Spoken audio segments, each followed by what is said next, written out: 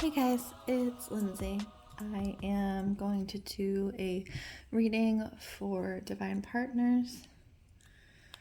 I was called to do a reading for this, so we're just going to check in and see what's happening with the energy. As always, if any of these messages don't feel aligned for you, please take what resonates and leave the rest.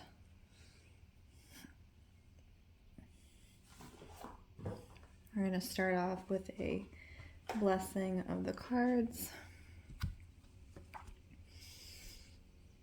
I ask that any and all messages that come through the cards come through with clarity and understanding for all those involved and for their highest good only.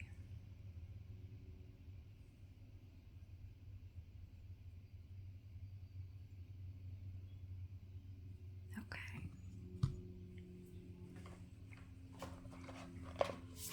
So I've been using a couple different decks. Oh no, there's wax. Hang on. I've been using a couple different decks. So I'm being called to use The Gateway of Light Activation by Kyle Gray. I use this in my other reading for July.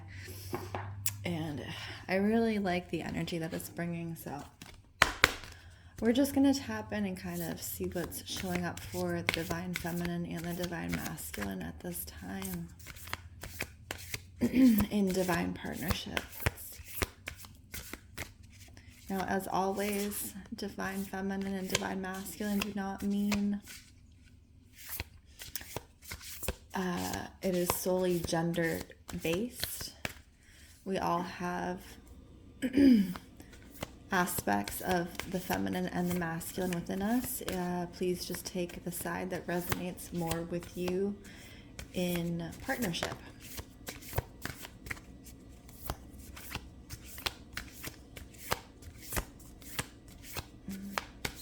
So first off the bat, I'm getting something around inquiry, like there's a question or not a spoken question, but a thought question is more like.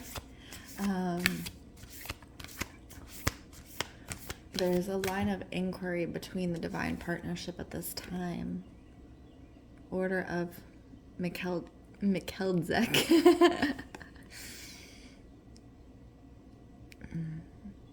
So at the bottom it says, embraced by light, mission uncovered, don't give up.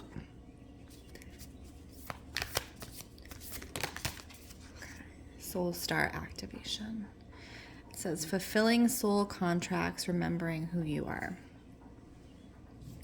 So I think part of what I'm getting, this line of inquiry that's coming through in the way that these cards are being brought forth, it's quite a bit like a self-inquiry.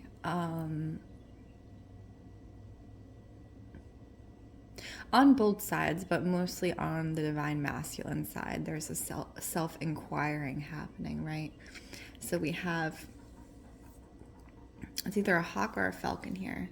And that's a bird of prey. And so he is focusing his eyesight on something very specific within himself. So that's definitely giving the masculine energy. I do think that there's this focus, this hyper focus point that's happening right now for the Divine Masculine energy.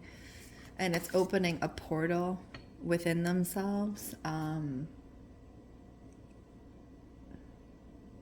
But it's also this interesting energy that's showing up with like, should I go forward? Should I move forward with this? It's like there is this inability to see, even though we do have this keen eyesight, you know, with the predator bird. There's this secondary inability to see that's kind of showing up energetically. And it's darkness upon the path is what I'm getting, specifically for the Divine Masculine. So darkness can, you know, lead to confusion because so many of us rely on our eyesight to see And so it's almost like the divine masculine is being called forth to use other senses beside his eyesight. It's almost like relying too much on the eyesight. And now it's being taken away, but it's being taken away for a very specific purpose, and that is to sharpen the other senses. There's also this element of fear that's showing up around the divine masculine at this time. It's fear around not only not seeing the path, but not, I'm hearing taking opportunities, taking the opportunity. So that may be particular in to divine partnership, not taking the presented opportunities or feeling like they didn't take the presented opportunity. And there's this really intense fear around that. Yeah, so 5 of Swords. So that's internal kind of feelings and emotions coming up, and it can be internal judgment as well.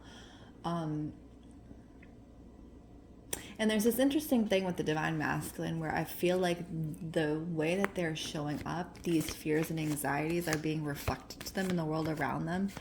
I don't even necessarily know if it's I feel like people around them are having difficulties either in their own relationships or their own lives, and these thoughts are kind of being echoed back in conversations that may not be directly related to them, but the masculine is feeling it, and it's kind of mirroring their anxiety back to them, which is really interesting.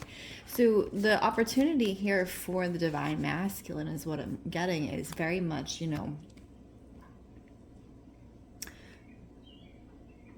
don't allow others to become the mirror for your expectations or what you feel is happening, and this again is that self-inquiry. It's getting out of the mind and getting into the body and getting into the feelings and the emotions and being like, what actually is occurring here, through the heart space, divine masculine, because the world can be in many ways reflecting back to us the greatest parts of ourselves, but also the parts of ourselves that, we don't want to, embrace. And I think part of that is that anxiety that's coming around right now is that reflection. So instead of, living through fear of that reflection coming in, I feel like it's very much holding space for that reflection, for that anxiety, for even the fear itself, the fear in moving forward and just moving forward one step at a time and bridging those gaps and those connections within yourself, divine masculine. Movement. You will have movement, and I do think that, in particular in the divine partnership, that there will be movement, and I think part of that is really just starting off with embracing those parts of yourself that have stagnated, divine masculine, that are there to help you learn and understand yourself better and not live under this mirroring of fear that's happening here. It's a very interesting energy. I think also, when the fear shows up, when the anxiety shows up, specifically in and around you, like other people, that is also an opportunity to, what I'm getting is other people specifically around work, divine masculine, who may have whatever they're saying that, is reflecting your current fears, even if it's not in relation to you. I do think that there's this opportunity to change the dynamic of the conversation, right? So like hold space for a person, but if you find that the conversation and or the energy is really pulling you down, just saying, I'm here for you, I understand you, but I need to take a moment for myself, and that really helps to create a healthy boundary but also helps to reclaim that sacred space for yourself and remove the aspect of fear. It's a really interesting message that's coming through. Divine Masculine. So we're going to look at, since that was who came out first, we're going to look at the Divine Feminine a little bit and see what's happening. And I think part of the fear, I'm seeing a rope with knots in it. Divine Masculine, I think I'm doing more channeling than card reading right now, so you can't see me, but that's what's happening. So I think the rope with knots in it, it's almost like perceived blockages, right? So between the connection, so the rope in itself is still sturdy. There's still a connection, but the knots are blockages, right? So, but they're perceived. So the rope itself is still whole, but the knots are blocking you, for lack of better word. And I do think like unraveling knots in many ways, the way it is showing up is less about the physical exertion and more about, I'm hearing the mental, not quite the mental, but like, you know, you're outsmarting the knots. You're outsmarting the blocks. You're outsmarting the parts of yourself that keep you from yourself first, that also keep you from the Divine Feminine, right? So how do you outsmart those knots, Divine Masculine? Okay, let's see. Let's see. The Divine Feminine. Divine Feminine. So I'm seeing a white flower for the Divine Feminine. A white flower in bloom. It's either like a large, almost like an Asiatic lily, the big ones. And it's very delicate seeming, but it's also very hardy, which is like what I'm getting. I think the Divine Feminine is very much in her soft era, and keeping herself close and not only not exerting, but also not knotting herself up, right? The Divine Feminine is deep breathing and opening to herself.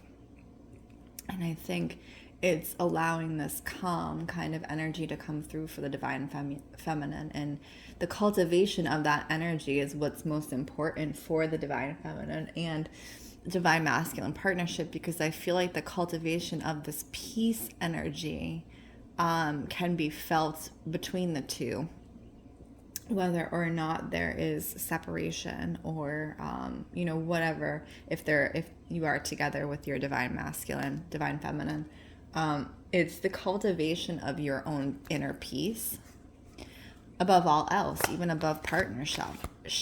I think that is most important, and that requires a certain level of strength, right? And it also opens to inner knowing, inner divining, inner awareness. And I feel like the Divine Feminine is diving down more deeply than she ever has into herself. And that's a very, very deep pool. The Divine Feminine creates everything within the known universe, right? So the diving is a necessity for the Divine Feminine. It's really, it's not, it's not, how do you say this? I'm sorry. I was in the middle of channeling, and now the thoughts are getting in the way, which is when I try to find words. When I channel, the words come naturally, but sometimes when I start to think, that's when they get stopped up. So the Divine Feminine is deeply within herself at this time, and that's a beautiful and soft and safe place. I am presence, right? I am presence. She's almost exalted within herself at this time, and I think, again, as I said, the cultivation of this peace. I just got that. I was seeing a lily. It's a peace lily. This cultivation of peace is what's most important for the divine feminine right now. When she cultivates her peace, the divine masculine also feels the presence of peace within himself. Now, it's important for both parties to cultivate peace separately and together, right? Because it cannot always be one person cultivating their peace and the other person receiving that peace, right? So it is cultivating your peace as two separate entities, right? And to me, this energy between the two speaks as leveling up of the connection, leveling up in affirming through walking their own paths that, you know, they are on the right path together and or separately, right? So whether you are committed to your divine masculine or your divine feminine, most importantly, the first thing that needs to happen is that you are committed to yourself. Arcturian light codes. So what I'm getting for this too is there's this essence of sunlight that's happening, this essence of messages in the light between the partnership. So it's really interesting. It's almost like I'm hearing telepathy. So if you and your partner have telepathy, it's almost like opening to that, or a telepathic connection or an energetic connection where you can physically feel each other. I'm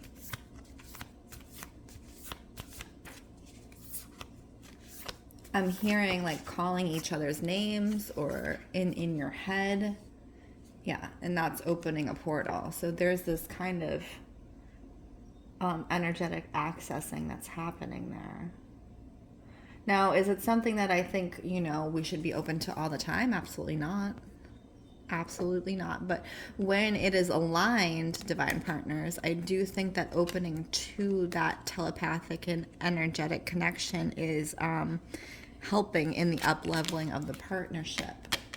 But again, you are both separate entities, right? So just because you are in partnership does not mean you always need to be in partnership, because that's not how we evolve, right? We also evolve by ourselves. So it's this interesting kind of balance that's happening here within the divine partnership. And I think it's really important just to impress upon that yes, you are connected energetically and even quite possibly telepathically. If you hear them, if you dream of them, when they say your name, you get an image, you know,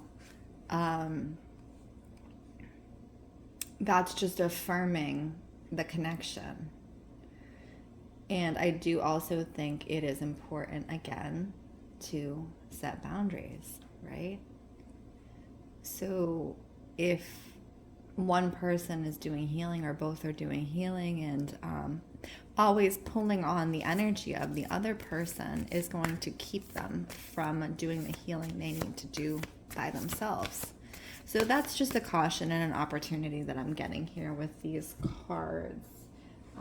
As you can see, that was mostly a channeled message. I did do very little cards, divine partners. I'm going to try and do this deck, but this deck is mildly explicit, so hopefully YouTube won't take me off for this deck. Let's see if we get anything that I can share, first of all. Divine partners, last four divine partners, Okay.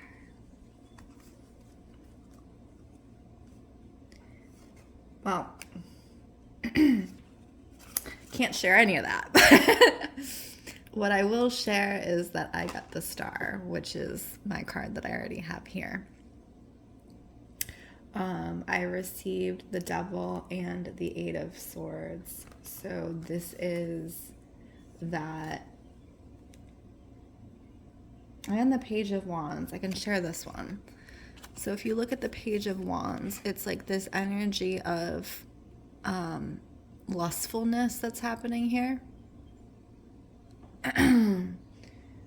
And I think for the most part, you know, trading in that lustfulness for or working through that. You know, lust is something that you can move forward through, but the energy is often rooted in, you know, dark behavior. So I do think that if this is a true divine partnership, and yes, there will be lust, obviously, there's that magnetic connection. I'm not veering off of that, but I do think that, you know, there has to be a balance, right? There has to be a groundedness. Lusting energy doesn't really serve in the movement of growth, at least for the long term, right? So if you are actually seeking long-term divine partnership, the lust energy is not going to hold out. You know, you're looking for an embodied love, and you're not going to find that simply with the lust energy. So that's my advice here for both parties is, you know, if you find yourself falling into that lusting energy, particularly if you are separate, acknowledge it, do whatever you need to do to move through it, but also just know that, you know, to have a fully embodied and present divine partnership, you cannot remain in this lust energy, right? So that's my divine partnership reading for today. I hope it was helpful for you guys. I did mostly channel that. So again, not a lot of cards. If it was helpful for you, please leave a comment, a like, or subscribe. My name is Lindsey Rose. This is Storyteller Tarot. If you would like a reading, please check out the links in bio, and I wish you all well.